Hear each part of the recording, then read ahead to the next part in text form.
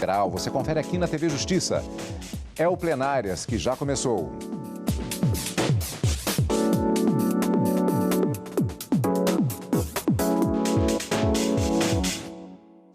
Hoje com os principais momentos das sessões dos dias 6 e 7 de novembro de 2019.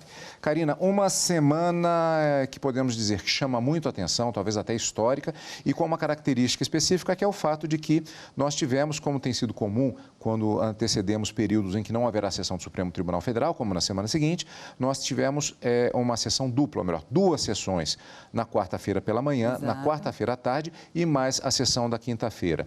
Julgamentos importantes, mas eu não tenho como fugir. Eu acho que o dia de maior destaque é exatamente a quinta-feira, pela finalização da questão da possibilidade de prisão em segunda instância. Modificação da jurisprudência do Supremo Tribunal Federal. Exatamente, sem dúvida alguma. Esse foi o grande destaque da semana, sem contar que foi a quinta sessão plenária em que os ministros se reuniram para concluir o julgamento de 3 ações declaratórias de constitucionalidade que acabaram sendo julgadas procedentes para entender que a prisão em segunda instância, de forma automática, não é a melhor interpretação dada ao princípio da inocência previsto no artigo 5º da Constituição Federal.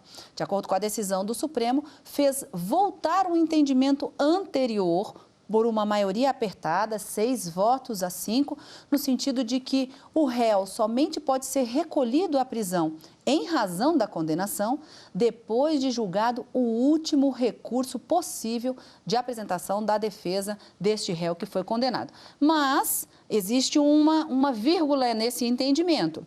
Mesmo ele tendo o direito, disse o Supremo, de recorrer em liberdade até o último recurso, é possível que seja determinada a prisão preventiva dele ao longo do processo e dessa tramitação recursal, caso estejam presentes os requisitos para a decretação da prisão preventiva. Então, não significa que ele vai ficar solto, livre, leve e solto, não. Se porventura ele cometer alguns dos deslizes previstos no Código de Processo Penal autorizativos da prisão preventiva, ele pode ser recolhido ao cárcere. Mas esse foi, como a gente disse, o grande destaque da semana, a matéria única julgada na quinta-feira, no período da tarde, mas na quarta nós tivemos também 2 grandes temas discutidos. Pela manhã, o início do julgamento de um recurso extraordinário com repercussão geral reconhecida, tratando do desconto do INSS sobre o salário maternidade. O julgamento ainda não foi finalizado. Esse recurso vem contra uma decisão do Tribunal Regional Federal da 4ª Região, que entendeu que essa incidência da contribuição previdenciária sobre o salário maternidade é constitucional, mas o plenário já se mostrou dividido, julgamento interrompido em razão de um pedido de vista do ministro Marco Aurélio. E no período da tarde, os ministros concluíram um pedido do senador Assi Gurgax, que pedia a revisão criminal da pena que teria sido imposta a ele em uma das turmas aqui do Supremo Tribunal Federal, mas que acabou sendo julgada como não viável esse pedido, porque buscava rediscutir todo o processo e não era o momento exato para que isso acontecesse. Não se podia rediscutir essa matéria em sede de revisão criminal.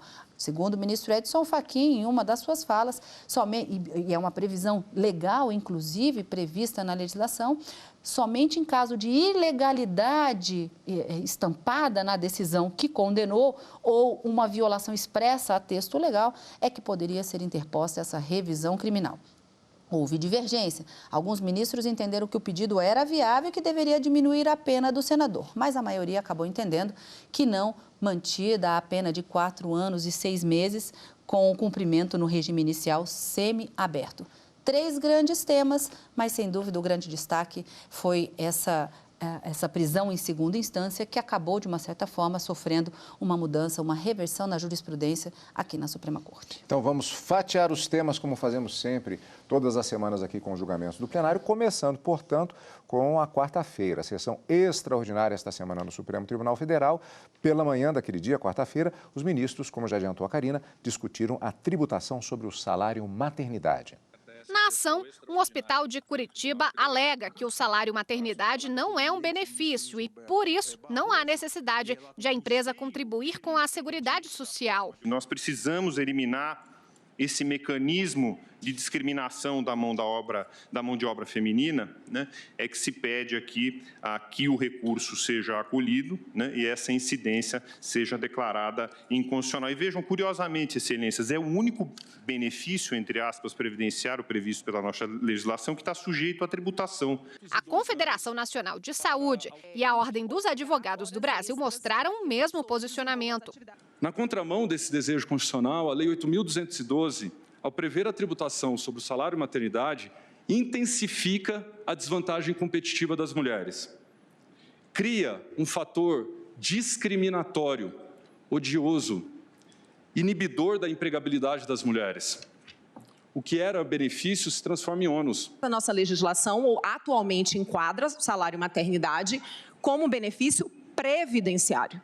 E esse é um ponto muito importante, porque, na verdade, o pagamento ele é feito pelo governo, ele é feito pela Previdência Social. Então, o empregador ele não realiza o fato gerador da contribuição previdenciária do artigo 195, inciso 1, a linha A, no caso da licença maternidade, porque ele não remunera a gestante, do ponto de vista efetivo.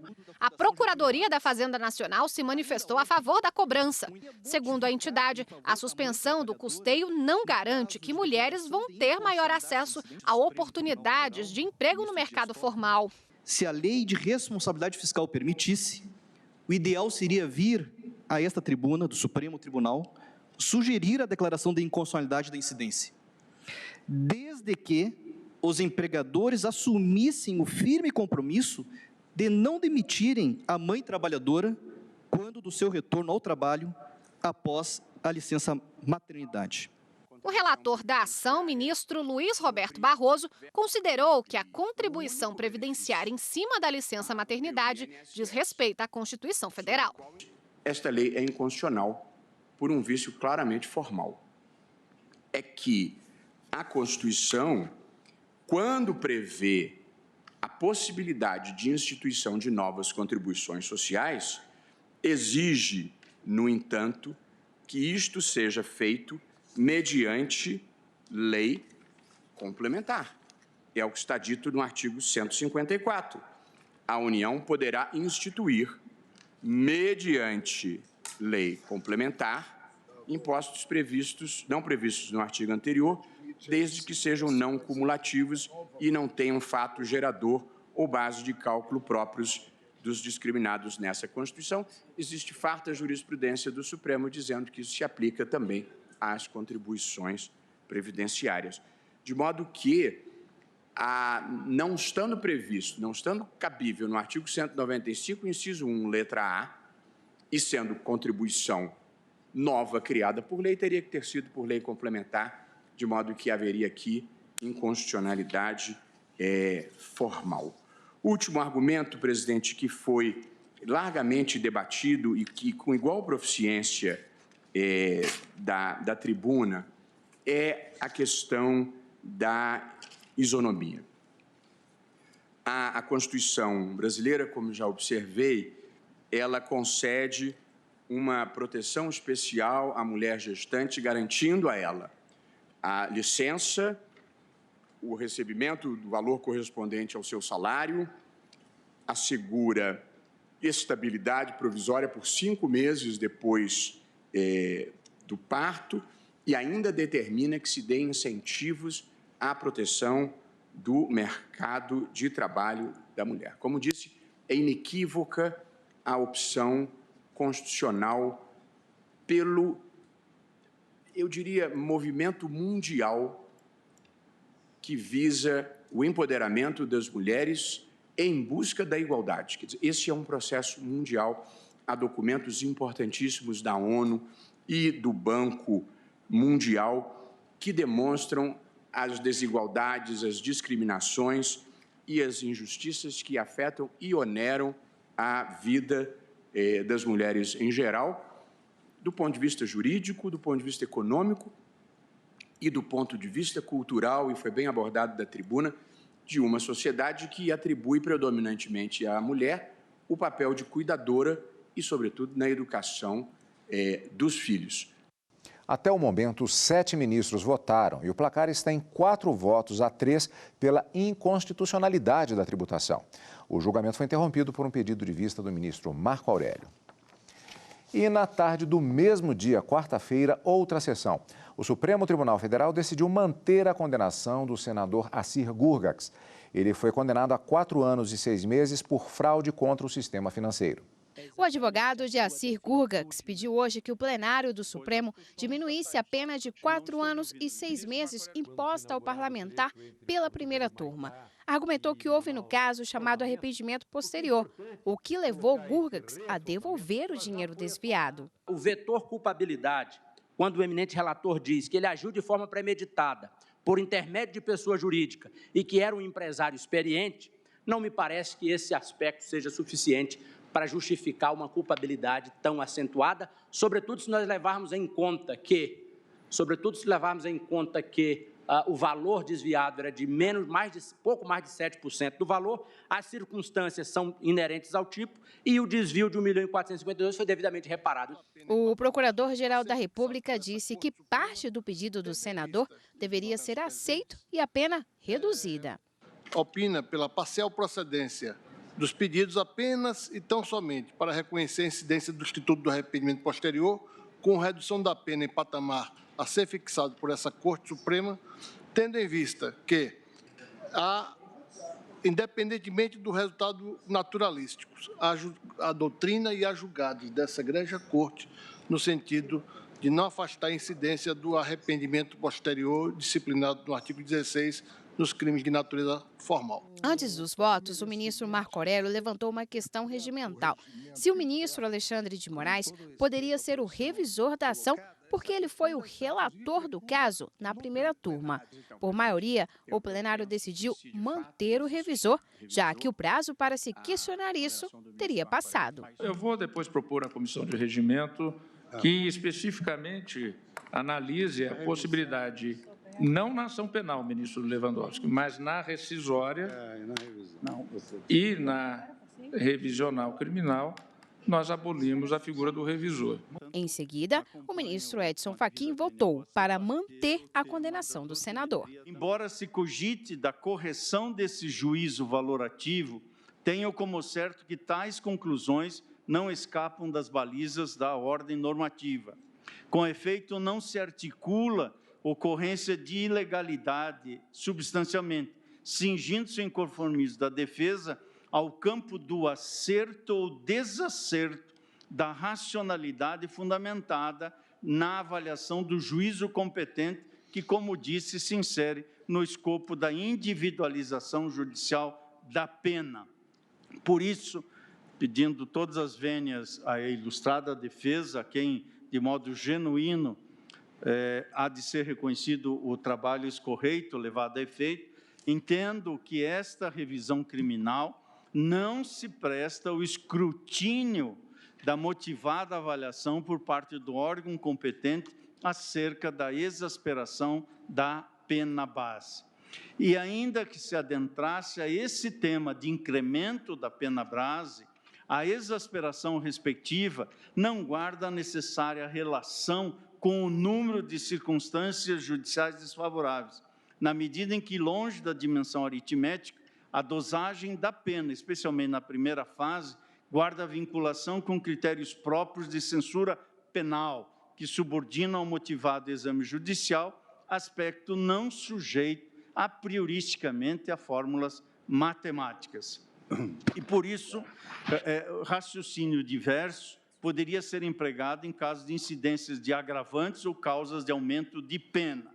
Entendo, por isso, que não há como empreender juízo exato da correspondência entre quantidade de circunstâncias judiciais desfavoráveis e a repercussão na fixação da pena. E aqui cito novamente doutrina, cito precedente de julgamento levado a efeito perante a mesma primeira turma, em 7 de dezembro de 2018, no habeas corpus 162-141, em sede de agravo regimental, da relatoria da eminente ministra Rosa Weber, onde se assentou precisamente essa direção, que a legislação penal não estabelece rígidos esquemas matemáticos ou regras absolutamente objetivas para a fixação da pena.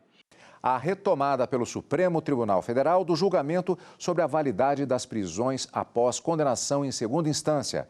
É o que você vai ver no próximo bloco do Plenárias.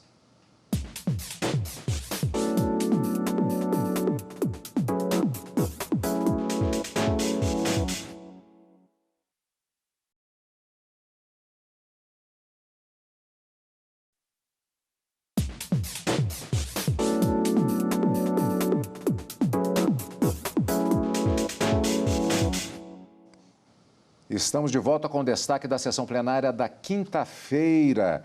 O Supremo Tribunal Federal retomou nesta semana o julgamento sobre a validade das prisões após condenação em segunda instância. O julgamento foi interrompido há 2 semanas, com 4 votos a favor e 3 contra. Vamos relembrar um pouco deste caso antes do julgamento desta semana, que encerrou a coleta de votos pelos ministros em plenário. 4 ministros ainda faltam votar. O julgamento deve recomeçar com o voto da ministra Carmen Lúcia e depois dos ministros Gilmar Mendes, Celso de Mello e do presidente Dias Toffoli. Os ministros retomam a discussão sobre a possibilidade de prisão a partir da condenação de segunda instância, procedimento que vem sendo adotado desde 2016, depois de uma decisão apertada da Corte. O plenário do STF discute o assunto em 3 ações ajuizadas pelos partidos Comunista do Brasil, Patriota e pelo Conselho Federal da Ordem dos Advogados do Brasil. Os ministros analisam a constitucionalidade do artigo 283 do Código de Processo Penal, que prevê as possibilidades de prisões, entre elas, após esgotados todos os recursos. 4 ministros entenderam que a prisão após a decisão de segunda instância é válida, porque depois dessa fase não se discute mais as provas, o que afasta a presunção de inocência do réu. Já os ministros Marco Aurélio, Rosa Weber e Ricardo Lewandowski entendem que a prisão antes de esgotar todos os recursos é inconstitucional. A decisão do plenário será definitiva e deve ser aplicada por todo o judiciário obrigatoriamente. Pois é, Karina, antes de revermos como foi o julgamento, essa é uma matéria prévia que antecedeu, inclusive, a sessão plenária que encerrou esse julgamento. Esse gancho específico que a Carolina falou na reportagem agora, a respeito dessa decisão valer para orientar outras decisões em todo o país, há uma certa confusão em institutos que eles têm uma certa semelhança, mas que são totalmente diferentes. Inclusive, algumas pessoas têm falado a respeito de decisão que tem repercussão geral. Não é o caso, porque isso é um instituto do recurso extraordinário. Nós tivemos aqui 3 ações declaratórias de constitucionalidade. Tem efeito vinculante, mas é uma coisa totalmente diferente. Exatamente. Nos recursos de repercussão geral, fala-se numa eficácia estendida da decisão do Supremo, que vai alcançar processos que estão no Poder Judiciário e que estão paralisados, a gente fala processos sobrestados, aguardando aquela decisão do Supremo Tribunal Federal em um recurso extraordinário que vai repercutir em todos aqueles outros que aguardam esse julgamento. No caso dessa semana, que foi concluído após a quinta sessão plenária, o julgamento se tratava de ações de controle de constitucionalidade de um artigo do Código de Processo Penal. Nessas ações declaratórias de constitucionalidade, a gente fala em controle concentrado de constitucionalidade das leis, ou seja, apenas alguns tribunais podem decidir sobre essa constitucionalidade e, em se tratando de uma lei federal, essa ADC deve ser proposta aqui no Supremo. E nessa decisão, diz a Constituição, o que for decidido pelo Supremo Tribunal Federal tem caráter vinculante e todos os juízes de todo o Brasil não podem decidir de forma contrária, sob pena de violação da autoridade da decisão do Supremo Tribunal Federal. Então, a partir de que momento essa decisão passa a ser obrigatória? Segundo a legislação que regulamenta esse tipo de ação, essa ADC, Ação Declaratória de Constitucionalidade, é a partir da publicação da ata do julgamento em que foi decidida aquela questão. Então, a partir da publicação da ata do julgamento que aconteceu nessa quinta-feira, essa decisão passa a ser de observância obrigatória por todos os juízes do Brasil. Isso significa dizer que não é que esse réu condenado não possa mais ser preso até que o último recurso seja julgado. Não, ele até pode ser preso preventivamente, a gente disse no início do programa, caso estejam presentes os requisitos da prisão preventiva. Mas, em regra, ele deve poder responder ao processo em liberdade até que esse último recurso seja definitivamente julgado. Portanto, na verdade, é uma modificação na jurisprudência do Supremo, uma posição diferente da decisão tomada em 2016. Isso aconteceu em uma sessão que durou quase 7 horas. O plenário do Supremo Tribunal Federal, portanto, decidiu que condenados após confirmação da condenação em segunda instância só podem ser presos quando houver as situações referentes à possibilidade de prisão em função da condenação. Há outras questões que envolvem essa situação que nós vamos ver depois da reportagem do julgamento desta quinta-feira. Com o placar de 5-5, o voto decisivo foi do presidente do Supremo Tribunal Federal, ministro Dias Toffoli.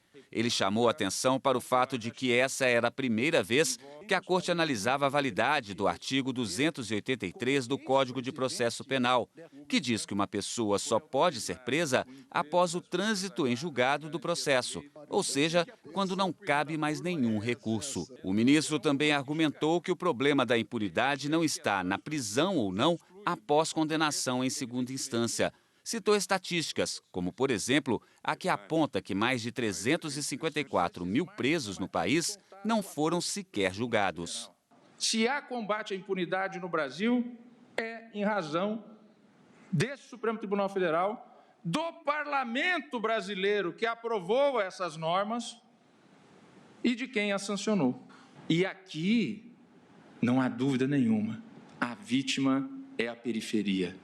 A vítima é o pobre, a vítima é o trabalhador.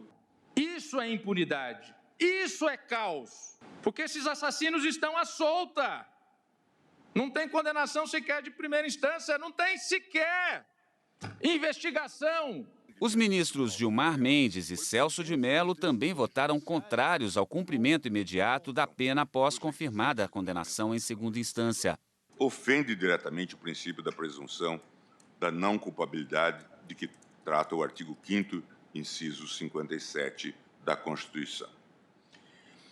Desde esse primeiro paradigma, portanto, fica assentada a importância ou a possibilidade de que houvesse a prisão provisória a partir dessa decisão de primeiro ou segundo grau, desde que presentes os requisitos de prisão preventiva.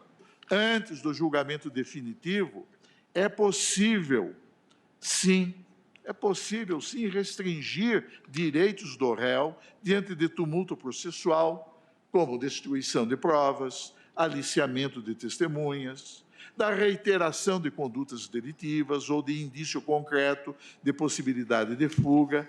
Fora disso, ele é inocente ou não culpado e, como tal, deveria ser tratado. A ministra Carmen Lúcia foi a única, na sessão dessa quinta-feira, a votar a favor do cumprimento da pena logo após confirmada a condenação em segundo grau. O que impera não é a incerteza da pena, mas a certeza, ou pelo menos a crença da impunidade. E afirme-se que os que mais contam com essa certeza ou com essa crença não são os mais pobres, são aqueles que dispõem de meios para usar e até para abusar de todo um rebuscado, intrincado sistema recursal, de todos os meios para não precisar de responder pelo delito. Ao longo das 5 sessões, os ministros analisaram 3 ações, do Conselho Federal da OAB, do Partido Comunista do Brasil e do Patriota, antigo Partido Ecológico Nacional. Agora, a decisão do Supremo deve ser adotada em todo o país. Logo após a sessão, o ministro-presidente do Supremo Tribunal Federal, Dias Toffoli, falou sobre a decisão da Corte sobre a prisão em segunda instância. É importante o encerramento desse julgamento, porque aqui o que se analisou foi o Código de Processo Penal. Se aquilo que o Parlamento escreveu no artigo 283, que é prisão, ou nos casos de prisão preventiva, que são em defesa da ordem pública, ou se for sem essa hipótese, só após condenação transitada em julgado. E eu deixei bem claro no meu voto, que foi o último voto no sentido da procedência, que o Parlamento pode alterar esse dispositivo. Essa é a posição, então o Parlamento tem autonomia para dizer esse momento de eventual prisão em razão de condenação. Karina, a gente pode resumir esse julgamento de que maneira? Vamos lá. É possível que o réu condenado responda ao processo em liberdade até que o último recurso seja definitivamente julgado, apesar de que, ao longo desse processamento, pode ser também decretada a sua prisão preventiva, caso estejam presentes, segundo o juiz do processo, aqueles requisitos autorizativos para sua decretação. E outra, essa decisão do Supremo Tribunal Federal, proferida em sede de ação declaratória de constitucionalidade, confirmando que o artigo 283 do Código de Processo Penal é compatível com a Constituição, passa a ser de observância obrigatória por todos os juízes do Brasil a partir da publicação da ata do julgamento realizado nesta quinta-feira. Essa foi a decisão do Supremo tomada acerca dessa possibilidade ou não da prisão, do início da execução da pena após a segunda instância, que era o entendimento de 2016, mas que acabou caindo por terra, fazendo retornar uma jurisprudência que vinha sendo implementada há bastante tempo aqui na Suprema Corte. E essa é a interpretação dada pelo Supremo acerca do princípio da inocência previsto no artigo 5º da Constituição. Bom, Karina, encontro marcado com mais julgamentos do plenário do Supremo Tribunal Federal, não na próxima semana, Exato. mas na semana posterior estaremos aqui. Encontro marcado toda quarta e quinta-feira, ao vivo, no Direto do Plenário, e no final de semana com plenárias. Obrigado pela sua companhia, como sempre. E continue conosco aqui, na TV Justiça.